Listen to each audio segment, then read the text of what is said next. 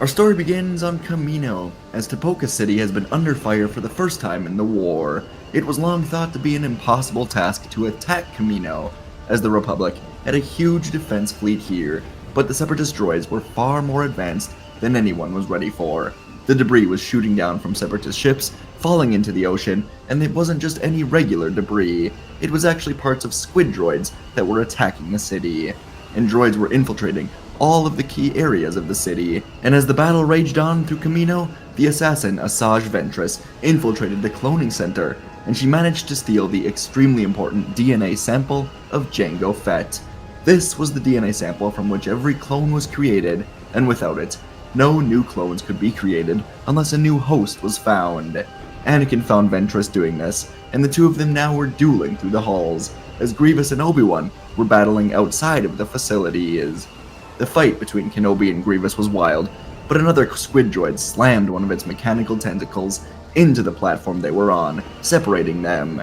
Grievous called his ship to him, getting in and quickly trying to figure out the status of this battle. Meanwhile, Anakin and Ventress were now outside, as their battle continued as well. Droids and clones were closing in on them, as Anakin tried to defeat Ventress and get this DNA back. But it wasn't enough. Her ship suddenly came out of nowhere, and Ventress flipped up into the ship to escape with the DNA. She contacted Grievous and Dooku, informing them that she has it, and Dooku would order a full retreat. Grievous couldn't believe it.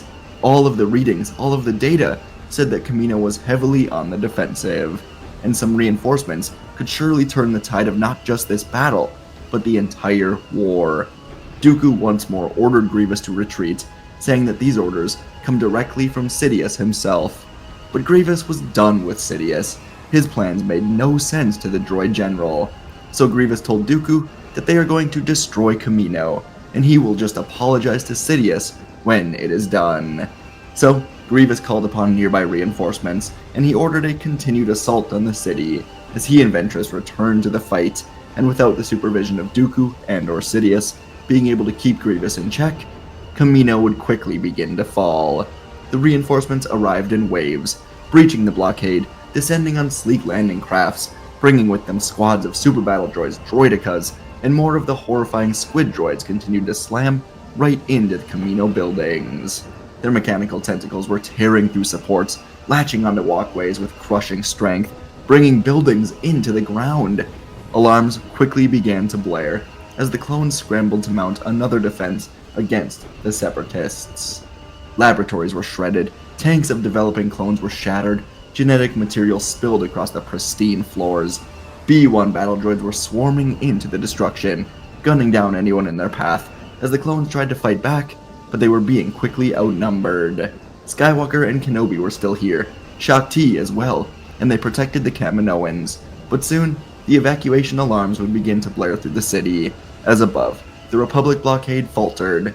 Separatist capital ships, reinforced by fresh waves of frigates for the Separatists, punched through the defense lines. Venator-class Star Destroyers burst into flame, their wreckage tumbling down into the oceans below. Clone starfighters, vulture droids tangled in the skies, but the Separatists maintained overwhelming numerical superiority. This didn't make any sense to the clones. Where were their reinforcements? And with the blockade breached, reinforcements rained down unhindered, sealing Topoka City's fate. On the surface, the clones and Jedi fought a desperate retreat. They were storming through the city's key areas. Droid forces were set to fire on the barracks. They were demolishing hangars, and collapsed bridges were cutting off escape routes. The squid droids brought devastation with every step. Their tentacles were dragging wreckage into the oceans below. The Jedi starfighters of Skywalker and Kenobi raced overhead, covering the evacuation, as transport filled with surviving clones, Kaminoan scientists as well, as they sped towards the remaining functional landing pads. The city collapsed into the sea, and from a ship in the sky, General Grievous watched with excitement. This was a crucial step for him and the Separatists, and he knew Dooku and Sidious had no choice but to be happy with this. When it was all over, clones like Rex, Cody, and Fives looked on from evacuation shuttles as the city fell into the water. They failed to protect their home, and the future of the Republic looked more bleak than ever before. No one knew where they would go from here, but one thing was certain. The Separatists just had their most important victory of the entire war. and the production of more clone troopers would be completely halted. And as Rex, Cody, and the others made it off the world, soon jumped to hyperspace to regroup, all of them had a similar question on their mind. How could this happen to their home? Where were the Republic reinforcements? It was devastating. On Coruscant, Chancellor Palpatine was preparing to address the Senate. The people were learning of the destruction of Kamino, and they were panicking. And Palpatine was truly angry. He held off reinforcements, thinking this was all just going to be a battle to recover the DNA. The goal of the attack was just to steal the Jango Fett DNA after all, and this would slow clone production, help him get rid of the clones once the war is over. But now, the destruction of Kamino was a huge overstep by Grievous. He's grown far too powerful, far too arrogant. And so, Sidious ordered Dooku to take care of the general while he delivers remarks to the Senate and swings this back in a way that will soon help their cause. The hologram of Dooku blinked out as he agreed that this was a good idea, and he was just glad Sidious wasn't angry with him over this. In the Senate now, Palpatine would come out in his typical calm, powerful position amidst the senators, and he would tell everyone that this war has reached a new low point. Palpatine told everyone that Grievous has become extremely unhinged, and Kamino has been wiped out. Palpatine's speech from here was spent rallying the people, telling them that this kind of attack will not put them into a state of fear, but instead, they will come back stronger than ever. He continued, saying that the production of the clones will now be stopped without Kamino in the DNA sample, and that is why now is the time for the people to fight back. And Palpatine would put into place the ability for anyone to join the Republic Army by conscripting citizens. This move would be monumental, as previously, this was largely fought by droids and, well, clones, but the people essentially saw the clones as droids without a purpose other than fighting. While this was all happening on Coruscant, Grievous and his fleet were sitting above the third moon of Vesic, the moon where Grievous's lair resided, when Grievous received word that Dooku's ship was coming out of hyperspace. This was strange, as Dooku hadn't called for a meeting, but Grievous prepared himself to speak with Dooku anyways. Dooku's hologram appeared, and he simply told Grievous that his usefulness has come to an end, and Dooku ordered all of the surrounding droid ships to target the Invisible Hand, as Grievous has committed treason by disobeying a direct order. Grievous tried to protest, and he tried to get the droids to stand down, but Dooku outranked him, and his ship was targeted heavily. Dooku would watch with satisfaction as this droid monstrosity went down with his ship into the moon. No one would survive that crash. Grievous was gone. But down on the moon, one of the Magna Guards did indeed survive, and it found Grievous clinging to life with his support systems, and the guard dragged Grievous deep into his lair, along with the surviving canister of DNA from Kamino. Out in the galaxy, the war would go on, being orchestrated by Palpatine and Dooku, and after about a month, Palpatine revealed that Grievous has died. The Chancellor said it came in an attack above the planet Cato Nemoidia, and Anakin Skywalker destroyed him while he was inside of a Separatist ship. Even Anakin was shocked to hear this, but the Republic would celebrate this victory, and to the people of the galaxy, it were as if the war was even again. Every day, more battles between Jedi, droids, clones, and now there were Republic citizens fighting side by side with the clones. The clones hated it. Every day, more conscripted soldiers were joining the war effort, and every day, it felt as if they were being phased out. Every single clone trooper now knew of the tragedy of Kamino. The Separatists attacked their home planet, and the Republic put up a solid defense. But when the planet was in danger, reinforcements never arrived. The Kamino tragedy was told by Rex and Cody, as well as the thousands of other clones that escaped that day. And around the Grand Army, the clones were becoming disillusioned with what they were fighting for. Not only was their planet not kept safe, but instead of providing answers for what happened, the Republic immediately shifted into conscripting citizens to fight. The clones were all beginning to feel like they were being replaced, and they felt as if they were being treated like droids. Most of them didn't even know what they were fighting for, other than the Republic. And after a year of fighting after Kamino, clone troopers would begin to truly separate themselves in waves. No one knew exactly how many clones there were, but as the war dragged on, it was obvious that the Republic was losing more men every day. As clones fought beside citizens, they would see what the people truly thought of them, and every day, more of them would leave, as a new cause was being created for them. There was an abandoned moon orbiting the planet Rhodia, where the clones were going when they decided to leave the Republic. The planet Rhodia was a key member of the Council of Neutral Systems, a coalition led by Duchess Satine to try and bring peace to the conflict without any fighting. And as soon as this Neutral Systems Council got word that clone troopers were leaving the Republic by the thousands every day, they knew this was the perfect way to draw attention to how terrible this war truly is.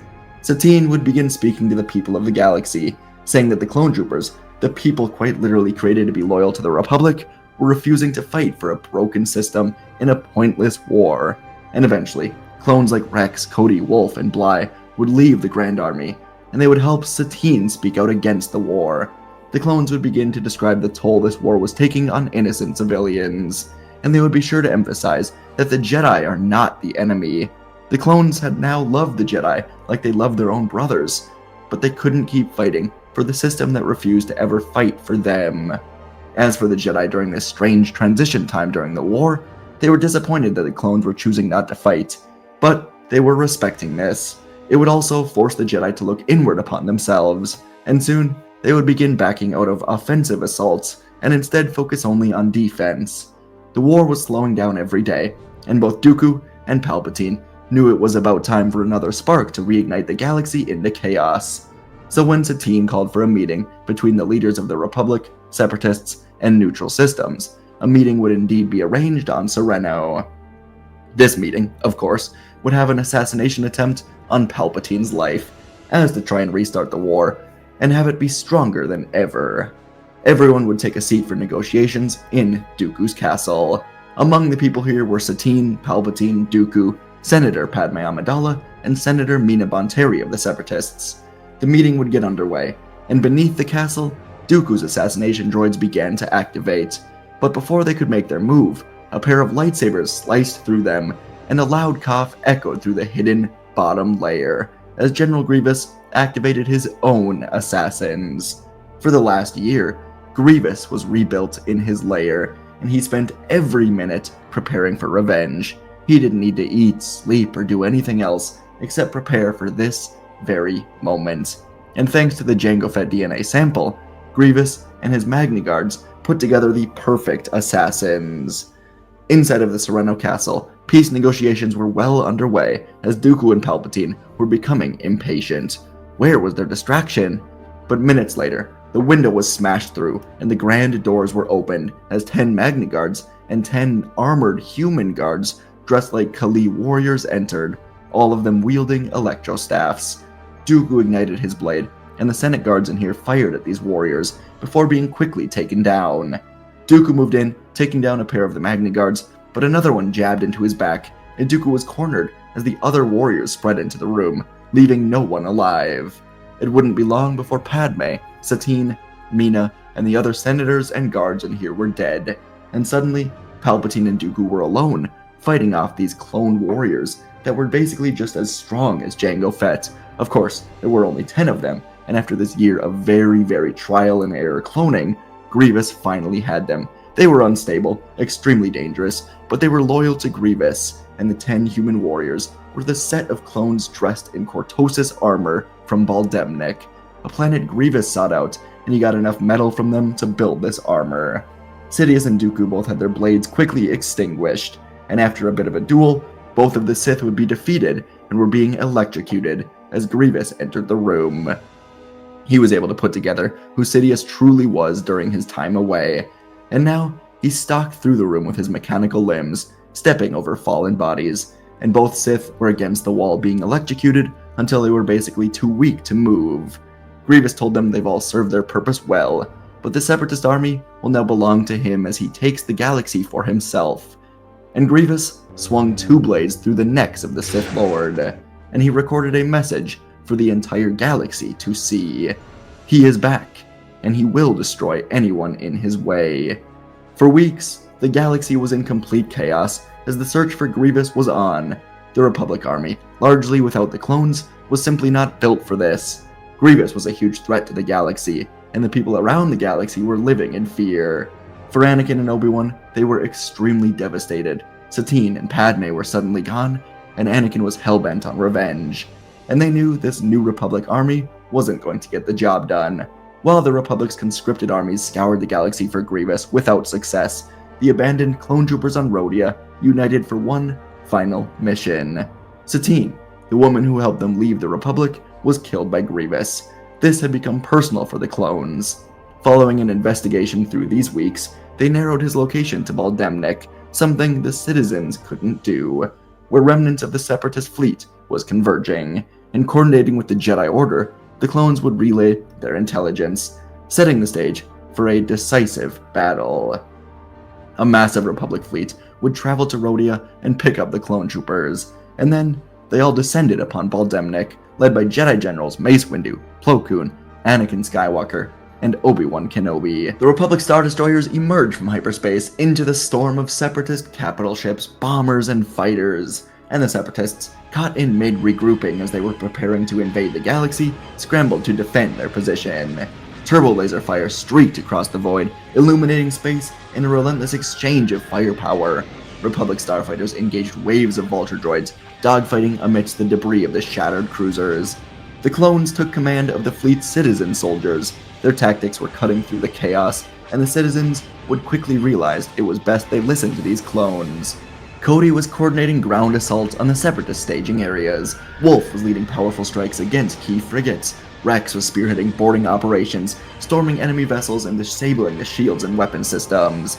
As the Republic forces advanced, the Separatists had to fall back for a bit, as their fleet was unable to withstand the coordinated assault of the clones once more reuniting with the Jedi.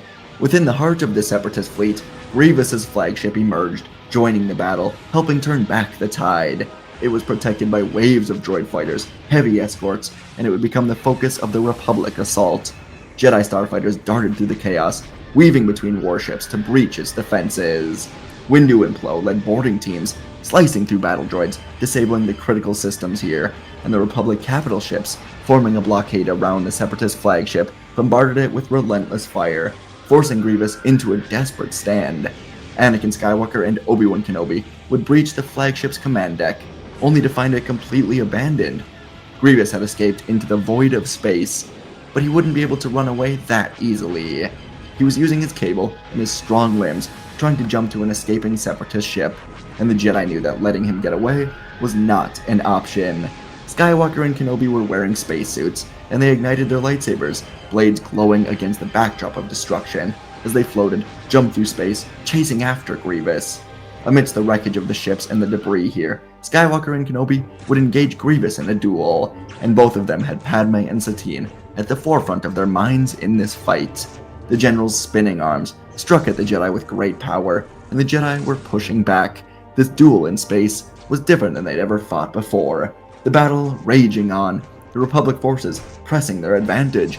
Jedi cruisers, clone-led assault teams overwhelmed the Separatists, disabling their remaining ships, destroying thousands of droids. Obi-Wan and Anakin were reaching the climax of their duel with Grievous, as Anakin would use the Force to seize a bit of control of Grievous's flailing limbs, leaving him vulnerable to Obi-Wan's strikes. Kenobi cut through his arms, and together, the two of them force-pushed Grievous away as Master Windu flew by, firing into Grievous to completely destroy him, as his reign of terror would be ending today. The Republic fleet would emerge victorious, the Separatist remnants obliterated, and Grievous's threat completely neutralized. Baldemnik's orbit was cleared of enemy vessels, and the Jedi and clones regrouped and took off. It was a moment of triumph formed from the bond between the clones and the Jedi who fought alongside them, reuniting for this final battle. With Grievous, Dooku, and Sidious gone, the Separatist fleet spread out without any true leader, and the war would be able to come to a decisive end, led by Kenobi and Skywalker to honor Padme and Satine. The clones would reunite with the Republic, but they had a few demands in exchange for everything they've done. First, the surviving clones either wanted the option of keeping a job in the Republic Army, or they could choose to receive a pension for moving on and finding a new life in the galaxy. And second, the clones wanted full funding from the Republic to go to rebuilding the moon they all live on, and turning it into a thriving civilization for the clones to live on. The Republic agreed to these terms, and the clones would finally have a new, true home after Kamino. As for the Jedi, they would begin to officially pull out of the Republic and begin serving the wider galaxy once more. The Republic had an army to keep security, and the Jedi would ensure the Republic does not overstep in the galaxy, as the Jedi were true keepers of the peace once more. Anakin would soon become a Jedi Master, and he would focus on learning to let go of Padme, as he took lessons from Obi-Wan and Yoda to become a great Jedi, honoring her life as best he could. And folks, that is our story for today of what if the Separatists won Kamino. Now, it's an interesting question. It's, like, ultimately, I wanted to take a path that focuses on Grievous, because Dooku and Palpatine would just kind of, they do try to make this into their own, they reimagine what the war is going to be like after losing Kamino, and they just begin phasing out the clones quickly. Now, Order 66 in this scenario, had Palpatine got to it, would just have comprised of the remaining clones still raiding the temple, and the citizen troopers ultimately choosing between treason or just killing the Jedi, who they ultimately wouldn't have trusted by then. So I think it still works out if you go the Empire path, which obviously I did not. I had Grievous be this menacing guy. Yeah, he spent a year just getting revenge, just working on revenge, making some clones, having some fun, doing his thing. And I do find it interesting when we can have a little Grievous feature, because we just, I don't often do that. Sometimes he's just kind of a side piece in this. And speaking of side pieces, Darth Maul in this just never gets found. So, yeah, he dies. And I hope you guys enjoyed today's video. Appreciate it. Leave a like. Thanks. Happy holidays. Merry Christmas. I'll see you in the next video.